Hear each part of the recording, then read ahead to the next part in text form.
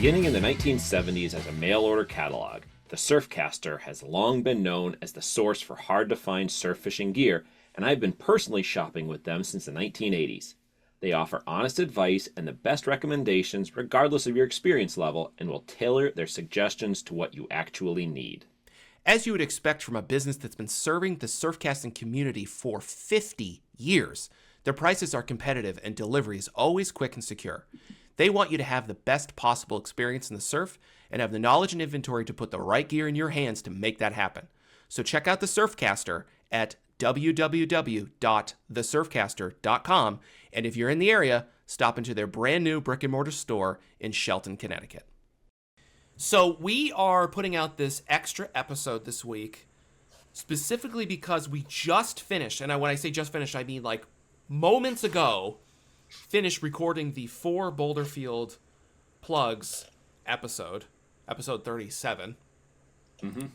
And we were so amped when we got off talking about our choices, why we made them. We went into way more details to each other. We talked about my love of the rougher water. We talked about my hate of the rougher water. We talked about a couple of plugs that I didn't put, one that I didn't put on my list that I might have because I keeping it a secret. We talked about that a little bit. So there was a lot of different things, but we got so amped up, and we're sitting here recording this almost as soon as it's going to come out, like very shortly beforehand, which isn't always the case. And we're in the midst of fall. I mean, there's no way anybody can say it now. It doesn't really matter where you are. You're in the midst of fall. So even stretching all the way down south, you know. And it got us talking about what triggers fall in our mind, or what do we think about when we think about things that gets excited for fall or something like that. And Toby, specifically, you started to launch into an example, and we said, why don't we just make this another episode, a bonus episode, because we're going to talk about it anyway, so why don't we just record it? So you're getting this episode as a bonus. Toby, with all that preamble, launch right into what you were telling me. Yeah, so I was, even though it's a Surfcast podcast, I was boat fishing last week. Oh, no. Canceled. Yeah. Toby's canceled. I was chasing albies. Oh, no, even more canceled. Toby's... No, yeah. I'm just joking. I'm joking. I hate daytime fishing. I hate albies, yet I was doing both on a boat. So, yeah. But no, it was a fun day. The Surfcast does not have a negative albie stance. We're just joking. They're very important to the Surfcaster. So don't send us too much hate mail. But if you do, send it all to Toby. All right, keep going, Toby. Yes, I'll take it. It's fine. I'll join your side. Anyway, so we were out hunting albies. No details aside from saying it was in Rhode Island.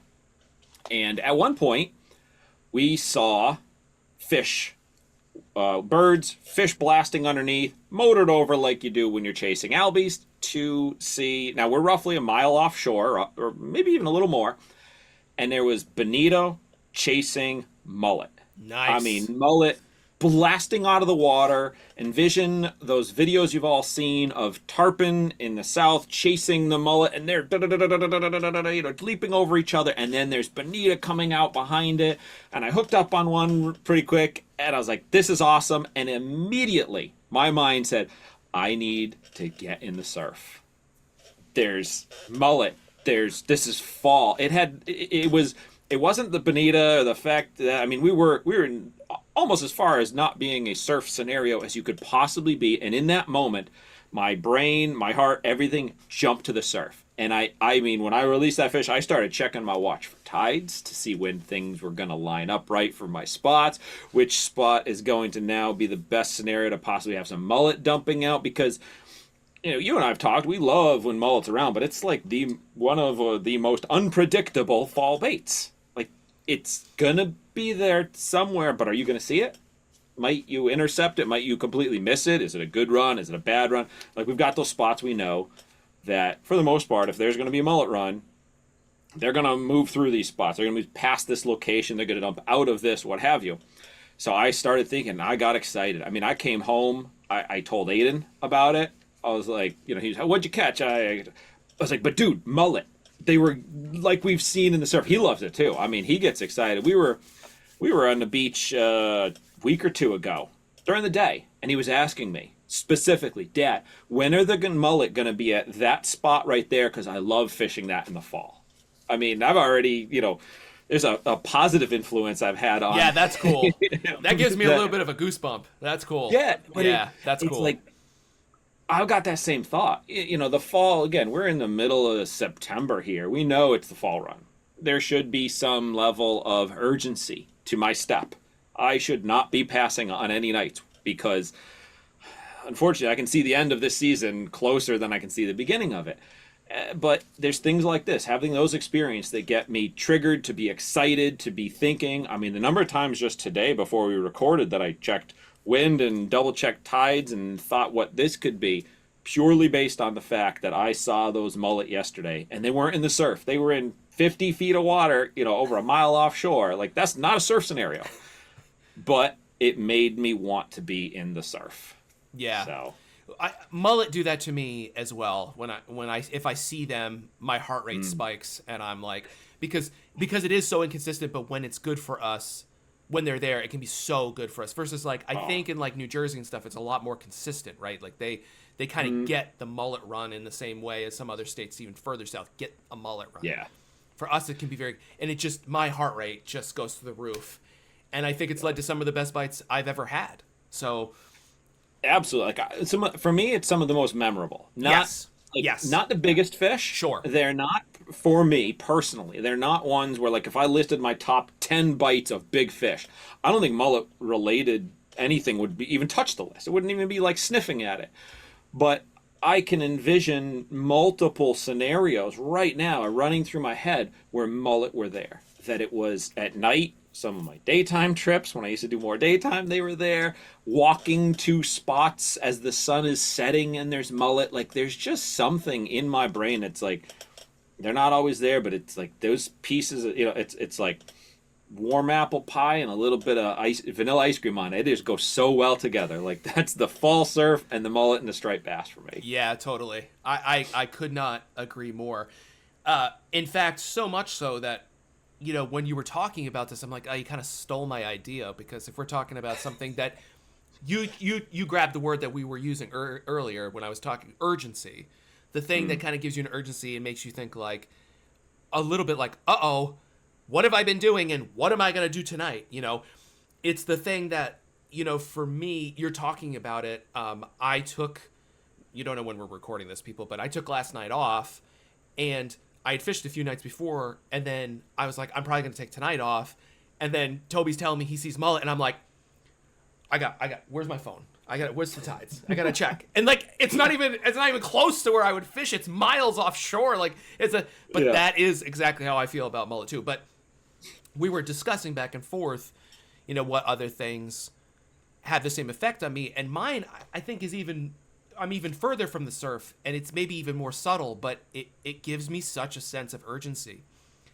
And that's that when the katydids start. So when the katydids start in the evening, which usually happens in late August, it really gives me, like, my stomach jumps in my throat a little bit, like, oh shit. It's here. Like, we are here. It's time. And they usually will stop because it'll get hot again. And then they'll start up again as it starts to get cool at night again. And it's both an exciting thing, something that gets me pumped up the way that seeing the mullet might, in that I'm like, okay, everything that's happened so far doesn't matter anymore. It doesn't matter how bad the season was. It doesn't matter how good the season was. It doesn't matter what happened this year, what didn't happen last year, whatever. The deck is reshuffled. We're starting fresh. It's time. And the katydid starting is what does it for me. People don't know katydids are like a giant grasshopper, basically, and they live in the trees. They like to be up in the trees versus down in the grass. They're huge, long legs, bright green. They look like a leaf, etc. But on the flip side of this, Toby, is that when the katydids stop, I get really depressed, and it usually means that I'm going to catch some more fish. It's not done. But now that stopwatch or whatever mechanism you see in your head for says that the season's really running down, it's running. I've got a week, 2 weeks, not probably more than that, maybe 3. Depending on how the weather goes for me, it may almost be coinciding. And I'll go even further, and I didn't say this to you when we started talking about this, so you haven't heard this. I track all this kinds of stuff. People who are in my seminar series, you'll hear I'll talk about the green frogs and the red-winged blackbirds and all that stuff. And I'm certainly not the only one to do this, but I'll actually track the speed of the call of the katydid. So earlier in the season, when it's warm, they ramp, ramp, ramp, ramp, ramp, ramp, and it's like, okay, it's starting, like everything's okay. And then as the season goes on and it gets colder at night, they start going ramp, ramp, ramp, ramp, ramp, and I'm like, oh fuck, like, oh no. And then by the end, they're literally going ramp, ramp, ramp. Their tone changes and the speed of it goes down. And it literally, and I'm not using this in a derogatory way, I mean it in a real way. So if anyone struggles with it, it gives me anxiety. I get anxiety because I'm like, oh God, the darkness is here. It usually is getting pretty close to the daylight savings by then anyways. We're like way at the end of October. Oh, me. Yeah. And that is like a really sad moment. But for right now, in September, the katydids are singing. And it really gives me like a motivation when I'm like, oh, should I or shouldn't I? Should I stay in tonight? I'm really tired. It wasn't great the last 2 nights. I hear the katydids and I think you gotta keep going. You gotta keep going because it's time, you know. So you're tracking that in your logbook too as you go. No, so you're just kind of taking note of it because I was going to say, have you noticed any sort of timing trends on it earlier or later? But yeah, more just a mental notice of it. Mental. I track the peepers, green frogs, red-winged blackbirds, daffodils, and the forsythia in my logs. Yeah. But I don't. I should track the katydids actually. I should like time them. Right. I should be out there and be like, okay, they started on this date. All right. Yeah. And every week, like, what's their rate of rant? Because that's what they sound like. Rant. Yeah, just simple, fast, medium, slow. You know, give it something to that effect. But yeah, that would be kind of neat because it's one of those things that the minute details that we all put in. Those of us who keep a log or when we are keeping a log, like myself, that hasn't been happening so much lately. Those little pieces, those little trigger things. Because if you were to look through mine too, there'd be. I mean, I'm not tracking that, but there are unique things like that in there. So it's interesting that you're keeping that note. I'm trying to think if there's anything like that for the fall, because I totally think in the spring, and I know you and I have had texts back and forth. Hey, I just heard peepers. Hey, there were just robins. There were the red-winged black, whatever it may be. Like, we definitely go back and forth on that, but I don't. Usually in all caps. Yeah, right. Saw the first. Insert one of those things. I heard the peeper. Yeah, exactly. Yeah. But I'm trying to think, we don't really have it so much for the fall, other than, hey, I can't even think of something like that.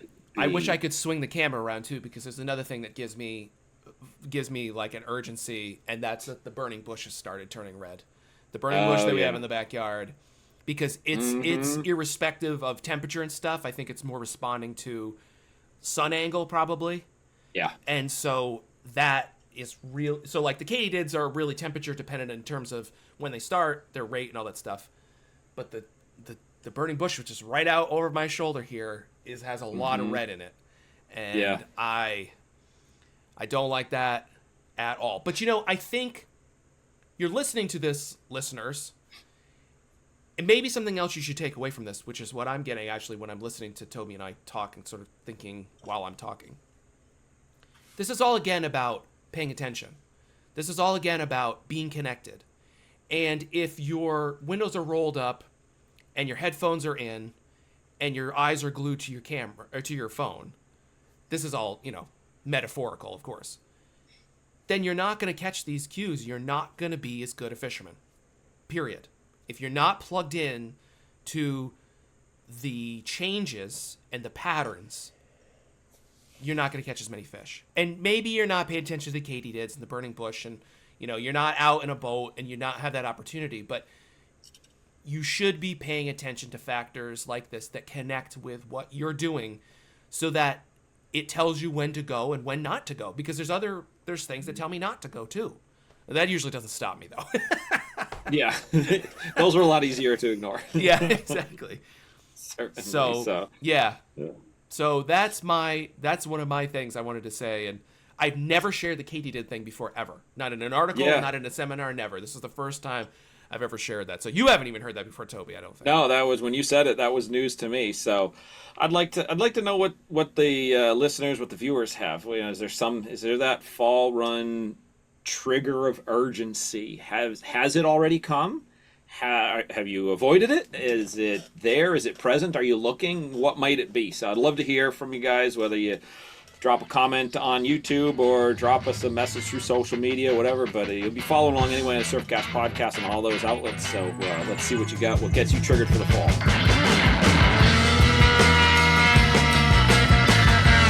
This has been a weekly edition of the Surfcast Podcast. You can find out more about the podcast at surfcastpodcast.com, or definitely check us out on social media, Facebook, Instagram, at the Surfcast Podcast.